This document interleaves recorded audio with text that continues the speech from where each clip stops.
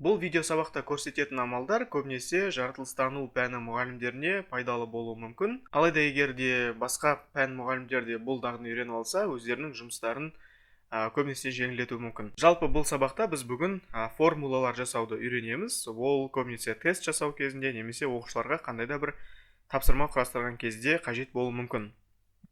Қазір біз мысал ретінде кез келген бір формуланы таңдап алайық. Мысалы физикалық формулалар.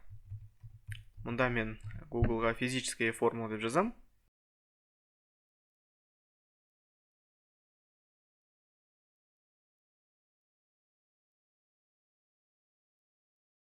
Мысалы, мына бір суретті ашайық. Мұнда қарап тұрсақ, өте қиынырақ және өте маңызды формулалар бар екен. Соны ұмытып қалмау үшін біз осы картинаны көшіріп аламыз және Word-ға осы жерге орнатып қоямыз. Біз бұл формулалардың барлығын көрсетуге бізде уақыт жетпейді, сондықтан ең біріншісін алайық, закон Кулона.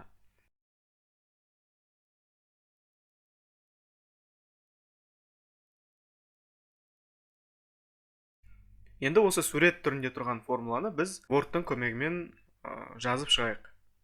Бағдарлама көмегімен формула жазу үшін біз вставка бөліміне кіреміз және ең соңында тұрған символы аймағындағы уравнение батырмасына басамыз. Сонда бізге осындай место для уравнения жазуы шығады. Осы жерге біз өзіміздің формуламызды жазуды бастаймыз. Енді осы жердегі панельге қарайтын болсаңыздар, мұнда өте көптеген математикалық, физикалық, жалпы ғылымға байланысты өте көптеген символдар бар. Ең бастысы осы символдарды дұрыс қолдана білсек, онда кез келген ғылыми формуланы жазып шығуға болады. Ең алдымен енді біздің формуламызға қарайтын болсақ, f индексінде k деген сөз бар. Енді бұндай индекс таңдау үшін біз мұндағы индекс бөліміне кіреміз. Және де индекс бөлімінің өзінде бірнеше түрлер бар. Мысалы, жоғарысына қоятын индекс, немесе төменге қоятын индекс, және жоғары мен төмен бір уақытта қоятын индекс, және индексті символға дейін қойылатын индекстер деген сияқты. Ал астында солардың мысалдары бар. Ал енді біздің жағдайда бізге екінші, яғни нижний индекс бөлімі қажет болады, сондықтан біз сол түрін таңдаймыз. Енді мұнда біз формуланы жазуды бастаймыз. Ең бірінші бізге керегі f әрпі және үлкен k әрпі. Келесі нәрсе ол тең.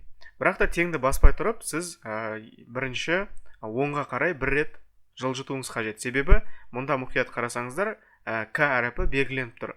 Егер сіз осы жерге белгіні өшірмей тұрып теңдікті басатын болсаңыз, онда k-дан кейін тең қояды. Ал біздің жағдайда индекстің кейін емес, жалпы әріпке тең қойылады, сондықтан біз бір рет оңға қарай басамыз. Сол кезде біз теңді ортасына қарай орната аламыз.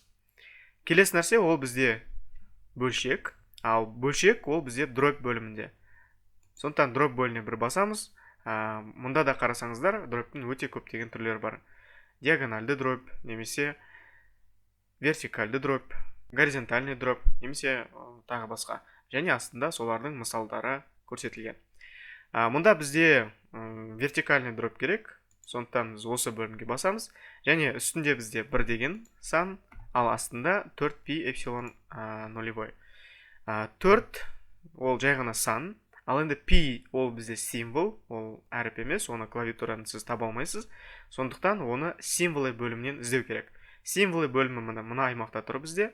Сондықтан осы жерге басып, осы жердегі грек әріптерінің ішінен π әріпін таңдаймыз. Ол міне мұнда π әріпі тұр. Келесі әріп ол эпсилон. Эпсилонында бізде грек әріпі, бірақ та бұл жерде мұқият қарасаңыз эпсилонның индексі бар. Сондықтан біз эпсилонды жазбай тұрып, бірінші индекс бөліміне кіріп, содан кейін ғана барып эпсилон әріпін жаза аламыз. Енді мұнда біз қазір эпсилон әріпін енгіземіз. Ол мұнда тұр. Және оның индексінде 0 саны. Міне осылай. Енді одан кейін, бөлшектен кейін бізде көбейту белгісі бар. Оны да біз символдар ішінен іздейміз. Міне ол көбейту белгісі. Және осыдан кейін бізде қайтадан бөлшек болады. Сондықтан бөлшек белгісіне басамыз. Енді үстіне қарайтын болсақ, бізде Q1 және Q2, және олар бізде модульмен тұр. Модуль дегеніміз ол жақша. Ондай тік жақшаны клавиатураның бетінен табу қиынырақ. Сондықтан бұл жерде арнайы модуль деп аталатын жақшаның түрі бар. Біз оны табу үшін скобка бөліміне кіреміз. Және осы жерде жақшалардың өте көптеген түрлері бар. Міне өте көптеген жай жақша, тік жақша, осындай жүйелі жақша, фигурный, осындай үш бұрышты жақша, жалпы өте көптеген түрлер бар. Осы жерден бізге вертикальный полосы, яғни модуль түрі керек болады. Сондықтан осы бөлімге басамыз. Және де мұнда бізде Q1 ол индекспен тұр. Сондықтан біз қайтадан индекс бөліміне кіреміз де екінші түрін таңдаймыз. Бұл жерге біз Q, ал индексіне 1 сөзін жазамыз. Екі рет тағы да жылжытамыз, және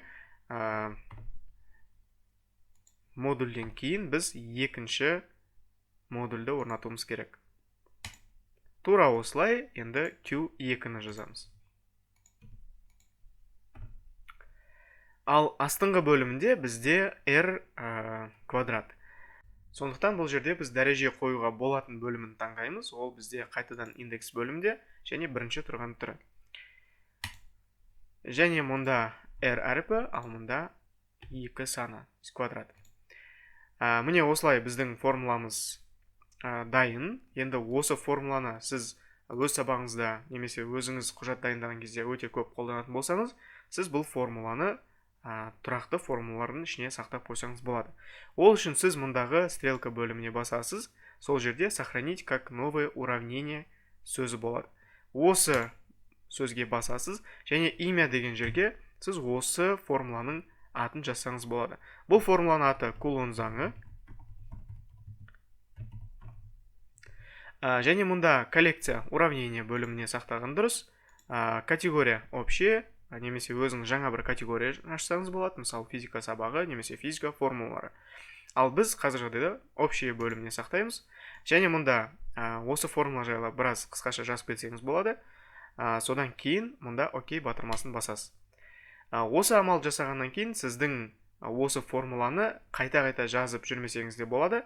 Себебі бұл формула енді сіздің компьютеріңізде әрдайым сақталып тұрады, және оны көру үшін сіз мұндағы уравнение бөліміне кіресіз, және астыңғы жағында Кулон заңы деп сіздің формулаңыз сақталып тұр. Әрдайым сіз құжат жасау барысында немесе тапсырма құрастыру барысында жай ғана осы Кулон заңы деген жерге бір ғана бассаңыз, ол автоматты түрде сіз орнатқан жерге жазылатын болады.